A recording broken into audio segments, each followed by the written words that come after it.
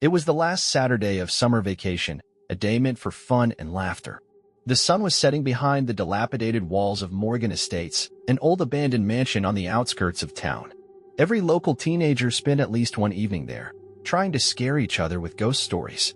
This evening, 5 friends, Lily, Sam, Ben, Tori, and Marcus, went there to prepare for the scares. With flashlights in hand, they walked along the overgrown path leading to the front door of the mansion. The air was thick with the smell of mold and damp leaves, and it seemed as if the house was breathing around them. The group hadn't planned anything but a few cheap thrills, a few fake screams, a few daredevils exploring, and then a quick retreat to the safety of the city lights.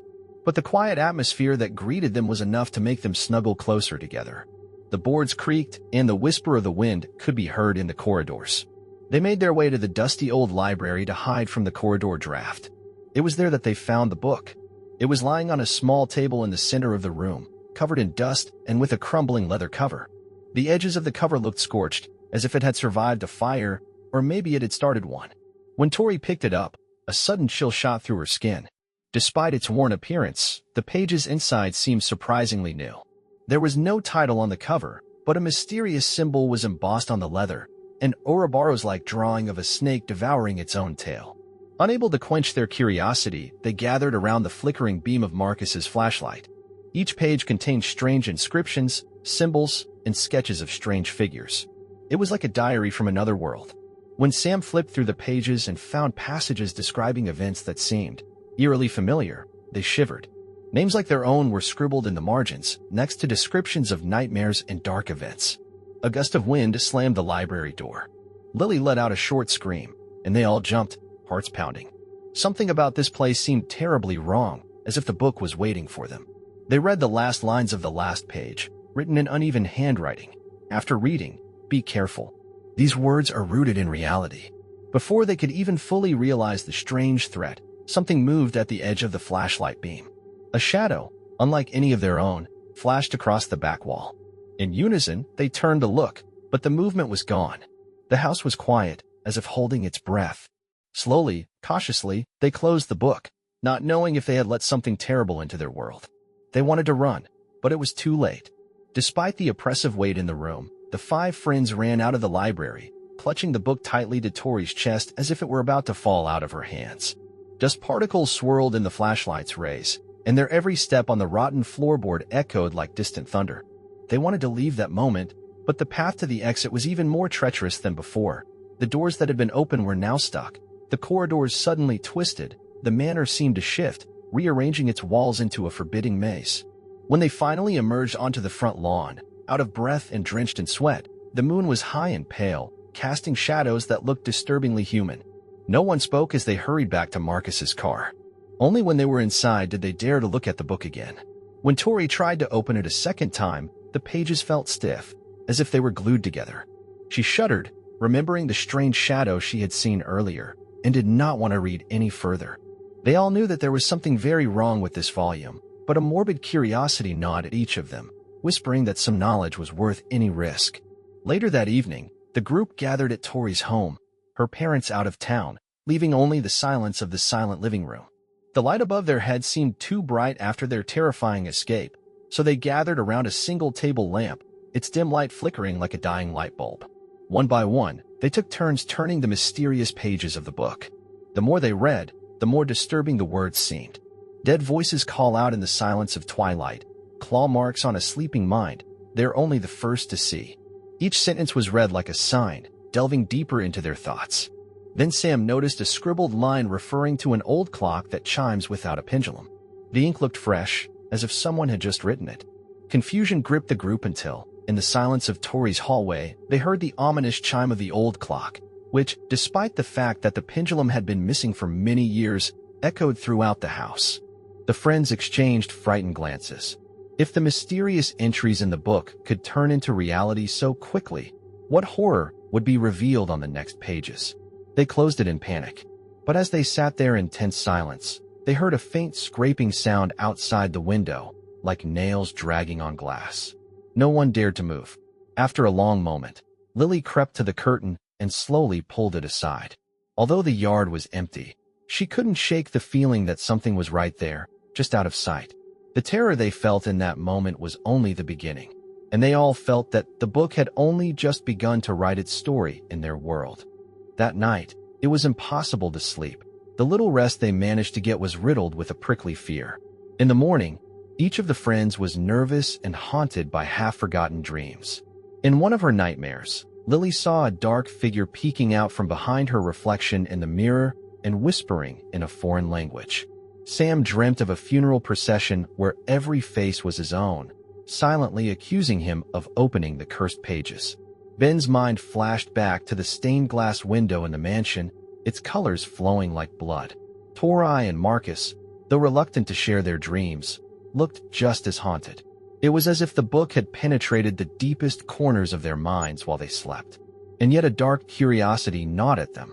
That morning, they gathered at Lily's house, a tidy suburban home that seemed safer than Tori's eerily quiet house. Lily's parents were at work, so the four of them hunched over the dining room table while Marcus went to the kitchen to get coffee. When he returned, cups in hand, they continued their uneasy study of the old leather tome. The more pages they turned, the more the book seemed to know them. Next to the cryptic poems about how the whisper of the dead finds the living, there were sketches that reflected an uncanny resemblance. One drawing looked like a young Lily, with dark shadows where her eyes should have been. Another was an outline of Marcus, although in the sketch his face was contorted into a terrible grimace and his arms were outstretched as if fending off something. Worst of all, on one yellowed page they found 5 silhouettes aligned in a pentagram, with the words "damned by their own reflection" written in spidery ink underneath. Even the sunlight pouring through the windows could not dispel the feeling that they were being watched. From time to time, they heard creaking in the walls, as if the house itself was listening. At one point, Tori gasped as she noticed that one of the silhouettes on the page began to fill in, gradually taking shape. Realizing that it was a copy of Sam's facial features, they slammed the book shut, stomachs clenching with growing terror. A desperate, tacit agreement emerged between them. They must find a way to stop whatever dark force they have unleashed. Just then, the house phone rang, an old landline that rarely picked up. Lily hesitantly answered it, but all she heard from the other end of the line was a dull hiss. Then, barely audible, they all heard a distant moan of despair that made their blood run cold. The line went silent, but the horror of this sound clung to them like a shroud. In the tense silence that followed, a single thought raced through each of their minds. The book had warned them. Now it was fulfilling its promise. Fear haunted them like shadows from which they could not escape. In the hours following that disturbing phone call, the group was paralyzed by a sense of helplessness. They were tormented by terrible questions. Had they doomed themselves by opening the book? Would they ever be able to return it to the estate and escape these creeping horrors? Or was it too late? Determined to find answers, they began researching the history of the mansion. Lily pored over old library records, Sam searched online paranormal forums, and Ben combed through yellowed newspapers from decades ago. In a dimly lit corner of the city library, Marcus found a single paragraph that referred to a strange incident in Morgan Estates, a fire years ago that could not be explained by natural causes. The reports mentioned a dark text that caused whispers of witchcraft rumors, but the recording suddenly cut off, leaving an atmosphere of fear in its place. That night, they regrouped at Ben's house, the silence broken only by the low rumble of distant thunder. The rain pounded against the windows, casting shivering patterns of light on the walls. Tori opened the book carefully, each crack of the leather cover making her flinch. She turned to an unfamiliar page, one that seemed to reveal a series of symbols engraved in a circle. Before their eyes, the lines rearranged themselves like snakes slithering across the page. As soon as Tori ran her fingertip over one of the symbols, a scream broke the silence. They turned to see Lily on her knees, shaking violently. She swore she saw a hideous figure looming behind Ben Gray, with rotting skin and empty eye sockets. But when they turned around, all they saw was a rain-splattered window. Blood pounding in their ears, they struggled to hold Lily, who was pale and breathing raggedly. Suddenly, the lights flickered, and the rest of them saw a flash of movement out of the corner of their eyes. The figure disappeared as quickly as it had appeared, if it had been there at all. Could Lily's vision have been the next manifestation of the book that had seeped into their reality? The mere possibility made their hearts skip a beat in collective terror. They realized that there was no easy escape. The more they delved into the book's mysteries, the deeper it trapped them. And somewhere perhaps in the quiet halls of the mansion, or even closer, lurking in the corners of every dimly lit room, something was waiting, ready to unleash a nightmare far worse than they could have ever imagined. With every passing hour, the air around them seemed to quiver with malevolent intent. Doors creaked in empty halls. Phones rang with no one on the line. The book's writing continued to crawl across its pages in fresh, ink-black scrawl. Exhausted and fraying at the edges of sanity, the five friends knew they had to confront the source, the cursed manor, one final time. The only hope was to return the book to where it came from, or destroy it altogether, if such a thing were even possible. They gathered in Lily's living room at dusk. Thunderheads rolled across the sky, painting the windows in violent flashes of light. Rain hammered the rooftop like an unrelenting drum, as though warning them to stay locked inside. But the five were resolute. Fear no longer paralyzed them so much as it forced them into action. Spread across Lily's coffee table were scattered notes and printouts, bits and pieces of the manor's past that hinted at a dark ritual performed by its owners long ago. One note mentioned that the book was the key, both lock and door. Another described a crypt beneath the manor, rumored to house the remains of those who once practiced forbidden arts. Most telling of all was a single line of text, half charred at the edges. To sever the hold of the cursed text, return it to the crypt below the serpent's coil and seal it in blood. The friends exchanged nervous glances. The so-called serpent's coil matched the Ouroboros symbol embossed on the book's cover. Whatever the instructions meant, they suspected the crypt was the only place that could contain the book's dark power. Despite their fear, they left for Morgan Estates in Sam's van at midnight. The storm showed no signs of relenting. Sheets of rain lashed the windshield, and the wipers struggled to keep pace. Occasionally, lightning illuminated the twisted silhouettes of gnarled trees lining the road. It felt like the world itself was trying to warn them away. When they arrived, the manor loomed through the downpour like a slumbering beast.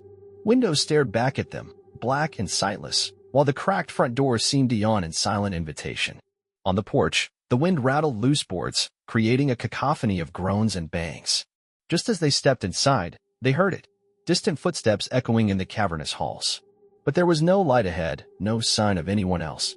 Water dripped from the ceiling in slow, hollow taps, and every corner felt alive with watchful eyes. Somehow, even the stale air smelled different than before, a foul mixture of rot and something acrid, like burnt hair. They navigated the manor's interior by flashlight, hearts thudding in their chests. All the old corridors looked rearranged, warped as if the house itself resented their return. A one-straight hallway now led them in circles. Doors seemed to vanish or appear where they shouldn't. More than once, Tori stumbled against a wall that hadn't been there minutes prior. After a harrowing search, they found the entrance to the crypt in a hidden alcove beneath the grand staircase. The door to the cellar was marked with the same Ouroboros emblem from the book's cover, carved deep into the wood. Nervous energy buzzed in the group as they pried it open. A damp staircase spiraled down into the depths of the earth. The clammy air smelled of mold and decaying stone. They descended slowly, using their flashlights to pierce the darkness. Every step echoed like the heartbeat of a monstrous creature slumbering below. The deeper they went, the more intense the throbbing sense of being watched. The stone walls were etched with cryptic runes, their lines eerily similar to the writing in the book. Finally, they emerged into a vaulted chamber, lit only by the flicker of their trembling flashlights. Ancient tombs lined the perimeter, their lids askew or cracked. In the center of the crypt lay a circular dais with the Ouroboros symbol carved in the floor. At its center, a shallow basin filled with stagnant water awaited them, reeking of something foul. No sooner had they entered the room than the lanterns in their hands began to flicker wildly. Shadows swirled around the edges of the crypt, lengthening into inky shapes that seemed to watch and wait. A scraping sound came from above, as the iron door at the top of the stairs slammed shut by itself. Ben tried to run back up the stairs, but the handle refused to budge. Trapped, they steeled themselves and gathered around the platform. Tori took the book out of her backpack. Its once loose cover now seemed glued together. She tried to open it, but found the pages stubbornly sealed. Then, out of nowhere, an incredibly cold wind blew through the crypt, blowing out their flashlights one by one. Darkness ensued, broken only by single flashes of lightning that somehow penetrated through the cracks in the stone ceiling. Each flash revealed horrifying glimpses, shapes dripping from the walls, forming claw-like appendages, rotten faces floating in the pool water. the silhouette of a tall, distorted figure standing in the corner. Suddenly, Lily screamed in pain. Something clutched at her arm, and she felt the bite of sharp claws.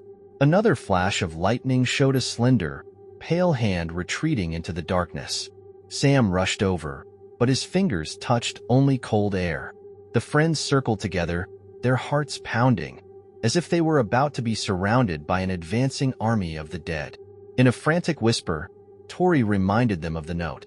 Return the book to the crypt under the snake coil and seal it with blood. Without hesitation, Marcus pried the edges of the book's cover. It wouldn't open, so he pulled out his pocket knife and cut his palm, letting drops of blood fall onto the seal of the Ouroboros engraved in the leather. The book trembled as if it were alive. At the same time, the water basin in the center of the platform began to boil. The lid of one of the tombs fell to the ground, almost hitting Ben. A wave of putrid air rushed out, and an invisible presence crawled across the floor toward them. Phantom hands, half decayed, clawed at the edges of the platform. Their moans echoed in the crypt, merging into an eerie chorus of despair.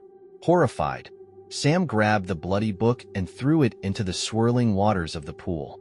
For an agonizing moment, it floated there, the surface swirling around it like an angry whirlwind. Then the book sank to the bottom, as if pulled by invisible hands.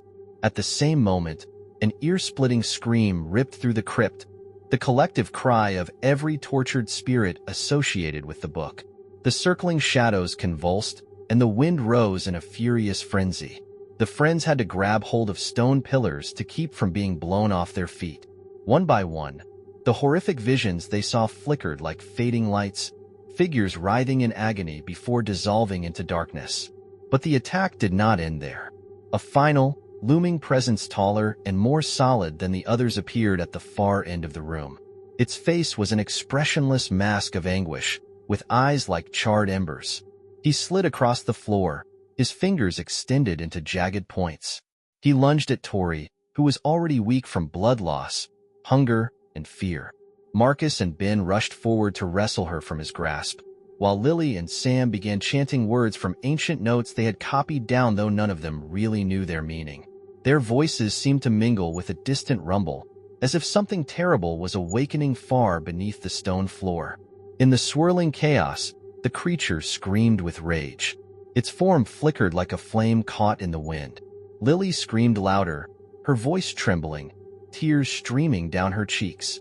Finally, the figure shuddered and exploded into a swirling mass of black fog, then disappeared into the pool with an echoing hiss. For several minutes, no one dared to move or even breathe. Then, as if released from the grip of a nightmare, the crypt became quiet. Slowly the wind died down, the pool calmed down, and the oppressive heaviness that had been squeezing their lungs seemed to recede. They were able to open the basement door, seeing that the stairs were clear and the house above them was eerily quiet. Outside, the storm had subsided to a fine drizzle. Tired and drenched in sweat, they ran out onto the front lawn of the mansion, half expecting some new horror to jump out of the shadows. But nothing appeared. In the dim light of dawn, they finally dared to believe that it was over. There were no horrible figures behind the trees, no ghostly hands grabbing their ankles. The cursed book was gone, swallowed up by the putrid waters of the crypt, the final resting place of a relic that should never have existed. Yet, even as they drove away from Morgan Estates in stunned silence, a single, lingering fear gnawed at them. Was the book really destroyed, or did they just seal it up for the next unsuspecting soul to find? From the rearview mirror, Lily saw the mansion for the last time. In that split second, lightning flashed once more in the sky, illuminating a lone figure standing in the upper window, gazing at them with burning eyes. A shiver ran down her spine. She turned away, vowing never to return. They never talked in detail about what they experienced that night. Some memories are too horrible to put into words. But since that day, each of them has lived with a faint sense of being watched, with a subtle fear that nightmares could still bleed into reality. In their darkest moments, the echoes of that unholy scream rang in their heads, reminding them that some things are best left unread, sealed forever in the hungry darkness below.